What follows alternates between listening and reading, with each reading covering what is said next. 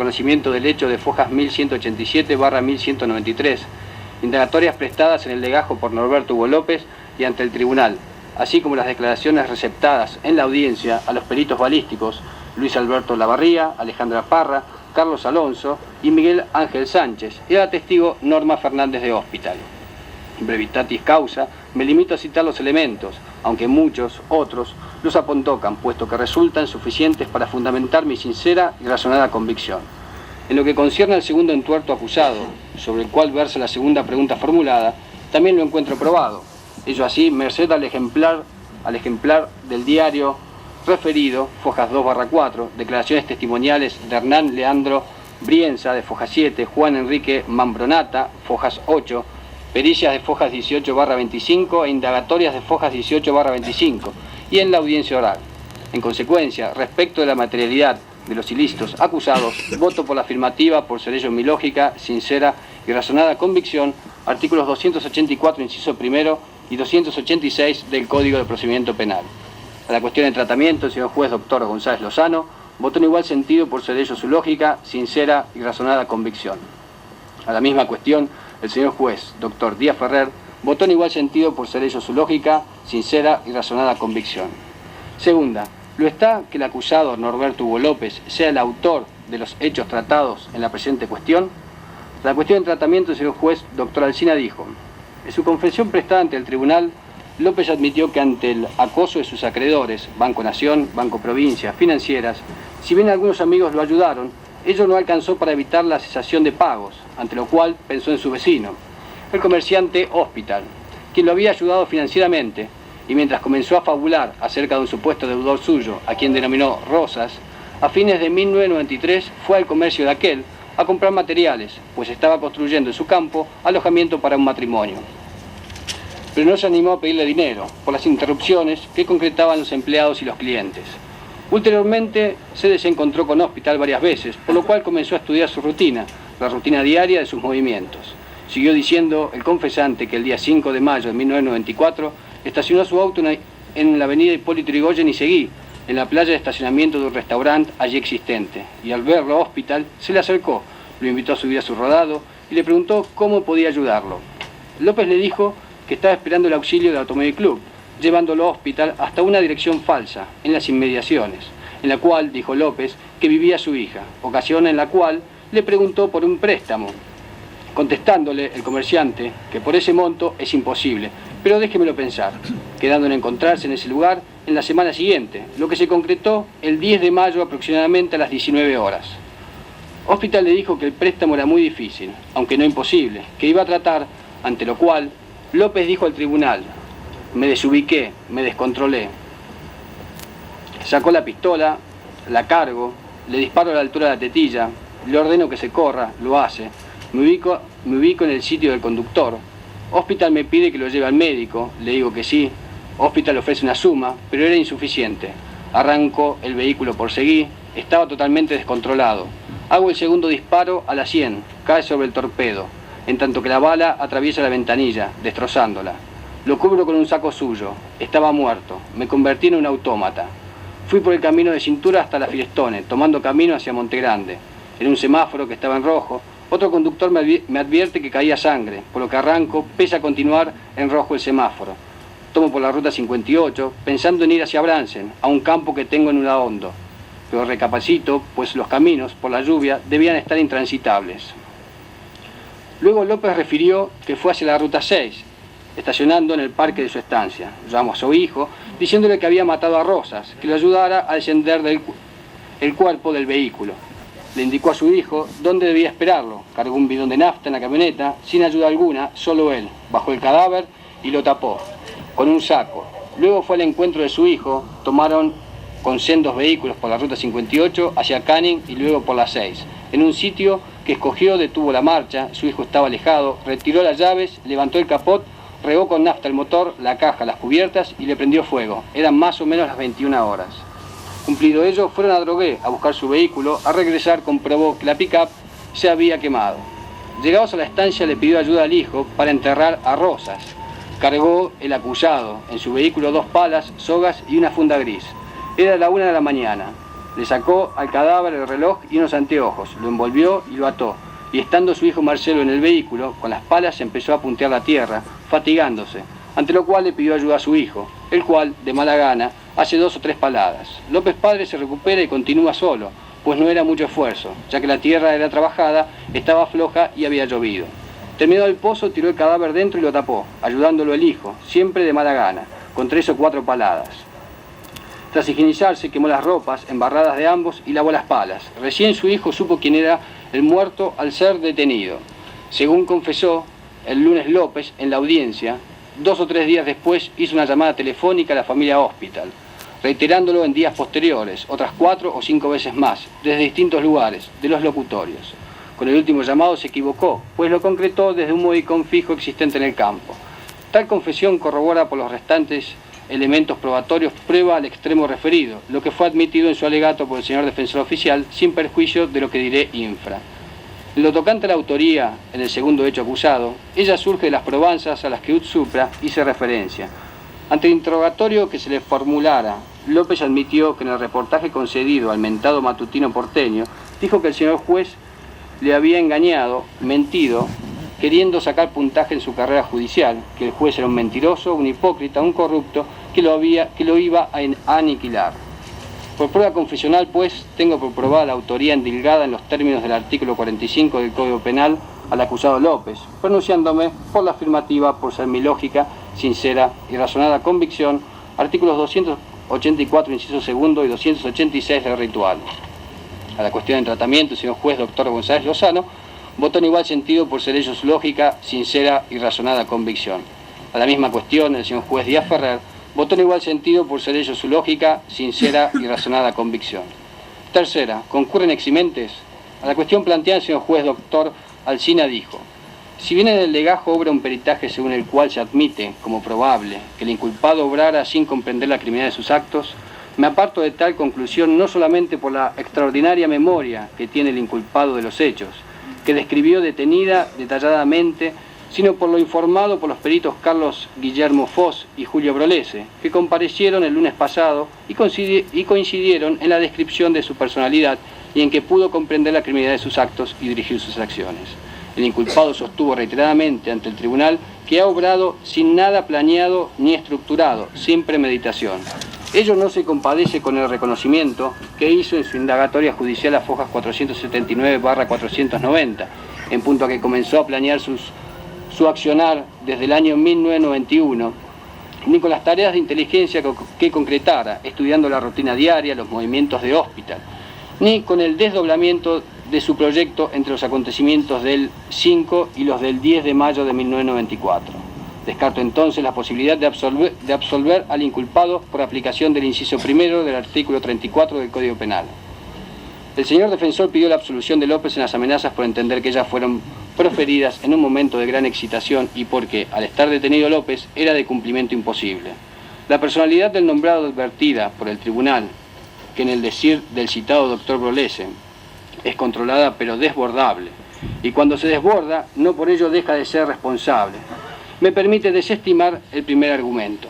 Y en cuanto al segundo, el hecho de que el señor juez amenazado concretara como lo hizo su denuncia, deja a las claras, según juzgó, la entidad que aprecio tenían aquellas, amén de que al proferir las amenazas no se les fijaba plazo, lo cual tiene su trascendencia si se recuerda que en su primera confesión López le había dicho al mismo juez que había preparado su accionar dirigido contra Hospital desde 1991 hasta 1994, lo que perfectamente pudo merituar al haber concretado López 3 versiones distintas sin poder explicar su retractación el lunes pasado.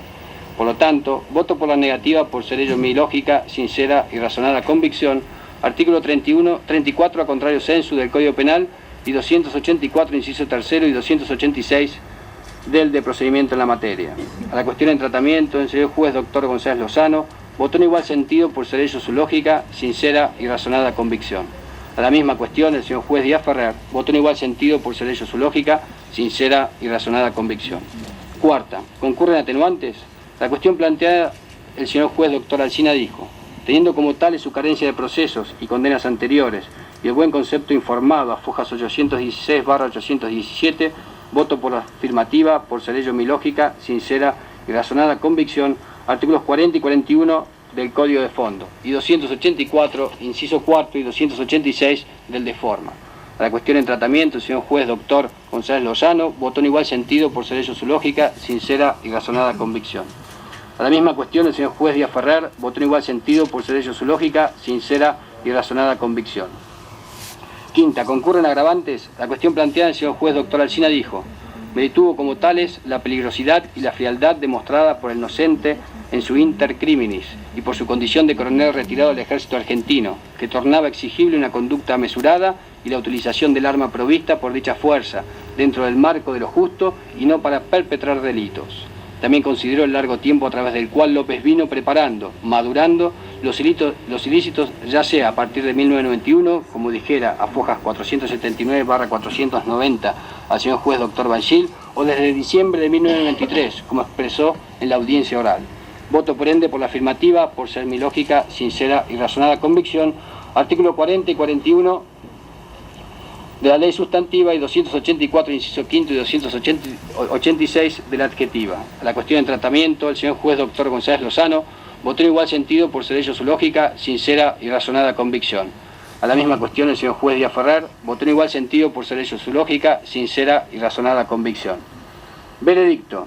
En mérito al resultado que arroja la votación de las cuestiones precedentes, tratadas y decididas por el tribunal, se pronuncia por unanimidad veredicto condenatorio por el acusado Norberto Hugo López, cuyas circunstancias personales ya obran en autos, con lo que terminó el acto firmando los señores jueces, doctores Alsina, Díaz Ferrer, González Lozano.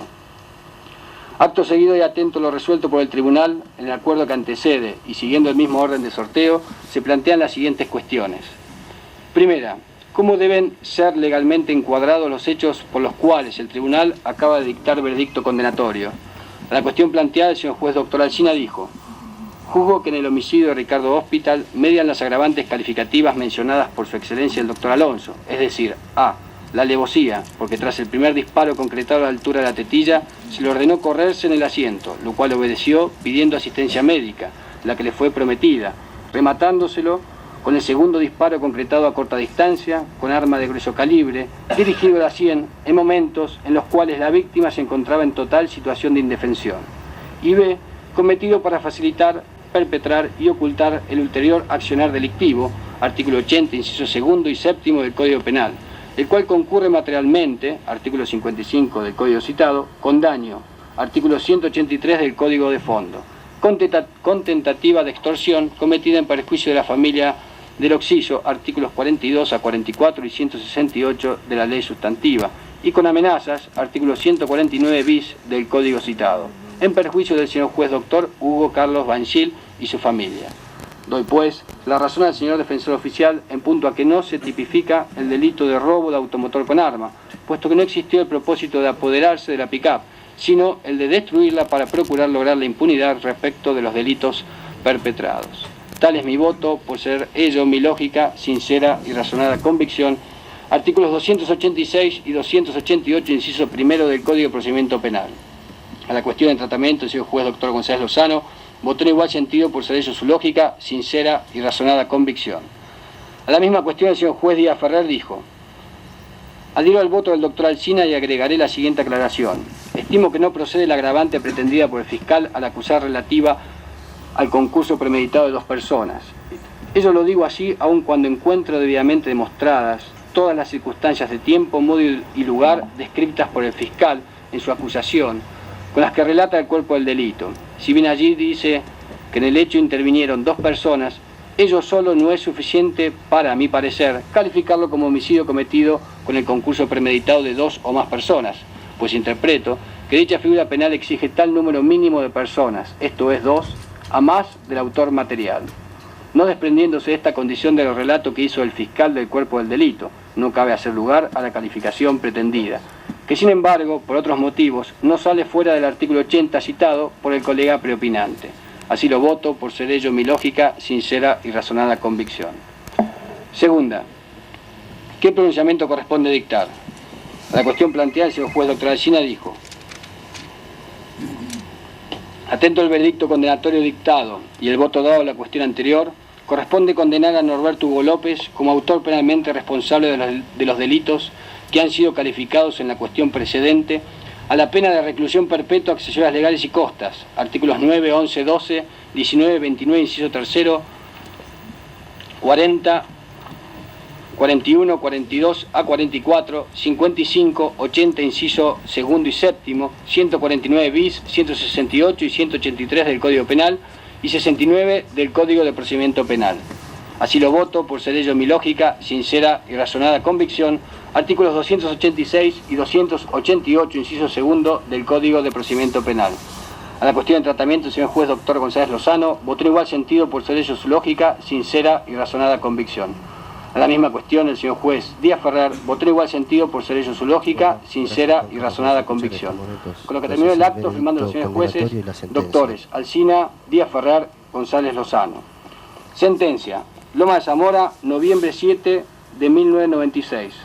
Por lo que resulta del acuerdo que antecede, el tribunal por unanimidad condena a Norberto Hugo López, argentino, casado, militar retirado, nacido el día 2 de agosto de 1932 en Capital Federal, hijo de Modesto y de Micaela Reza, con prontuario provincial número 814.336 de la sección AP, a la pena de reclusión perpetua, accesorias legales y costas, por resultar autor penalmente responsable de los delitos de homicidio doblemente calificado por la alevosía, habérselo cometido para facilitar, preparar y ocultar el ulterior accionar delictivo, en concurso material con daño, tentativa de extorsión y con amenazas.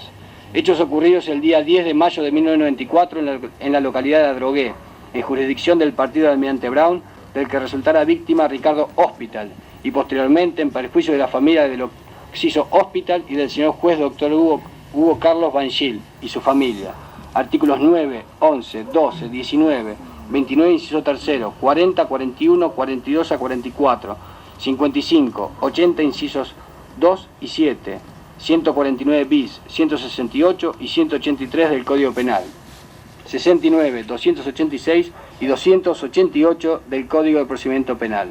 Regúlanse los honorarios profesionales de los señores letrados apoderados, de los particulares damnificados, doctores Julio Adrián Rivas, Adolfo Luis Tamini y Alejandro Freeland López Lecub, en la suma de pesos equivalentes a 150 IUs para cada uno de ellos. Artículos 1, 9, 16, 28, 31 y 33 de la Ley 8.904, todo con más el porcentaje de ley a que alude la Ley 6.716, reformada por la Ley 10.268. Téngase por notificados de este veredicto y sentencia al acusado, al señor fiscal de las cámaras, al señor defensor oficial y a los señores letrados apoderados de los particulares damnificados que asistieron al acto de su lectura por el señor actuario. Regístrese, comuníquese, practíquese el correspondiente cómputo de pena y liquidación de costas, fecho, archívese. Firmado, doctores Alsina, Díaz Ferrer, González Lozano. El presente juicio oral ha concluido.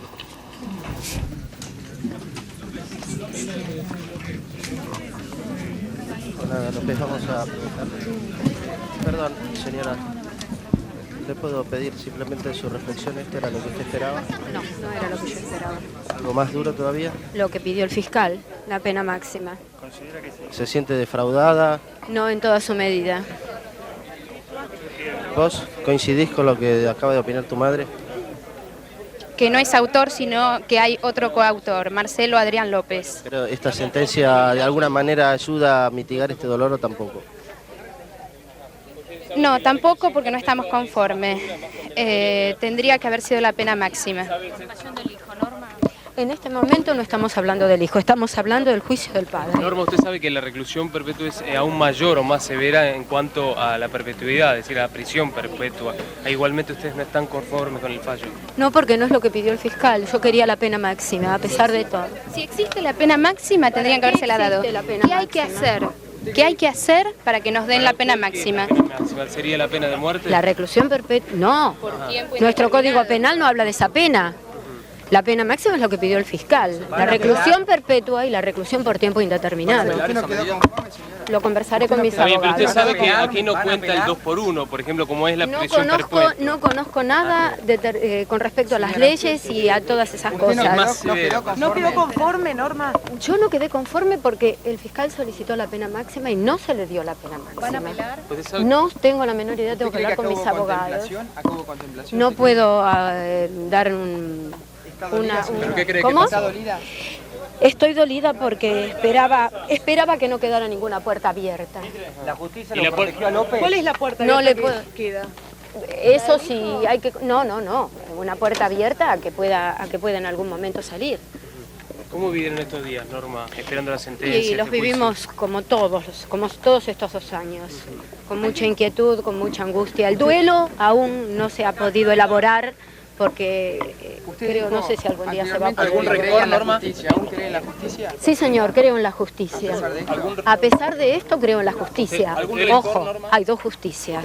No hablamos de qué justicia el otro ¿Le daría el día. mandato a su abogado para apelar, Norma? Yo creo en la justicia divina y creo también en la justicia de los ¿Le hombres. va a dar el mandato a su Pero de abogado todos modos, son humanos también.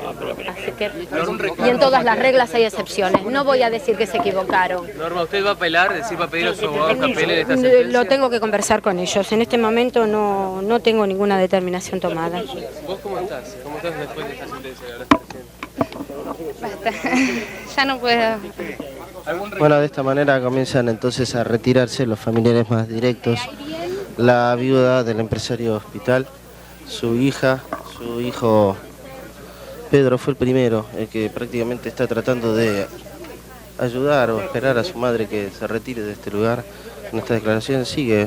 Vamos a escuchar una vez más a ver si agrega algún otro dato. ¿Contribuyó el periodismo también, a usted cree? El periodismo hizo su trabajo. De mi parte no logró absolutamente nada porque mantuvimos un perfil que bueno, en ese momento creímos que era conveniente hacerlo de esa manera. No obstante, yo me brindé a los medios o a los pocos medios que me pude brindar, fue justamente para lo que me decías vos, Norma, que hay que creer en la justicia y que las instituciones y los organismos de seguridad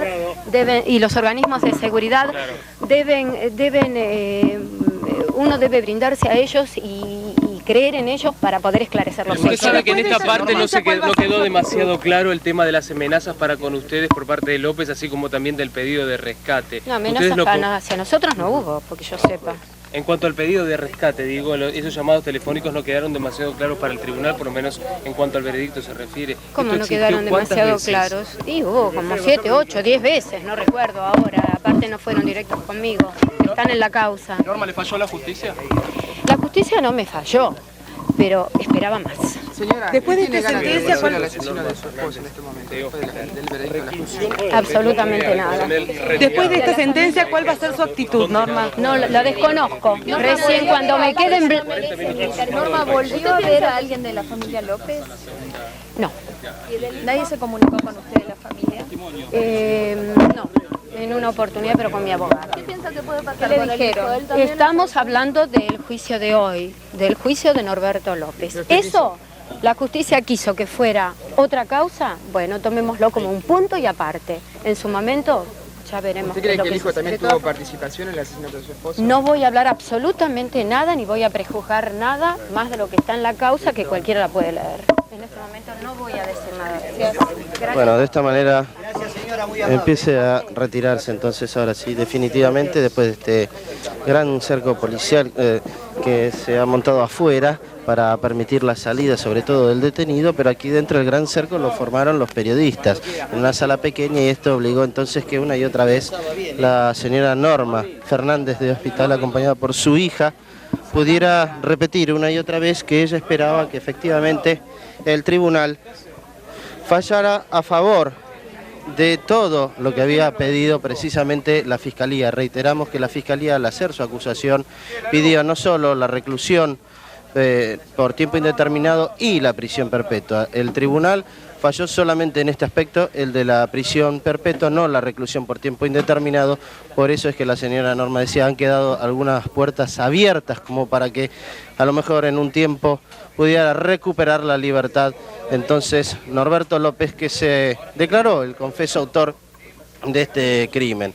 El veredicto rápidamente despejó este camino porque no se hizo lugar prácticamente a ninguno de los reclamos, sobre todo los más importantes que se habían escuchado desde la Fiscalía, no se hizo lugar a ninguno de los reclamos de la defensa, sobre todo el único que podía permitirle el camino de no ser internado en un penal, sino en una clínica, por ejemplo, de rehabilitación psiquiátrica, es decir, que se hubiera escuchado uno de los 3 informes de las pericias psiquiátricas que indicaban que precisamente Norberto López no sabía lo que hacía. Por el contrario, esto fue desestimado por el tribunal y por eso quedó abierto el veredicto condenatorio a esta sentencia, que fue lo último que se conoció, de la prisión perpetua. Vamos a seguir nosotros desde aquí, pero prácticamente ya ahora queda que se desconcentre el periodismo, se van retirando todavía los familiares más directos del empresario Ricardo Hospital, asesinado el 10 de mayo de 1994 por este hombre que revistó en las filas del ejército con el grado de coronel, Norberto López, y que acaba de ser condenado entonces a esta prisión perpetua. Volvemos con ustedes en estudio, salvo que tengan alguna consulta.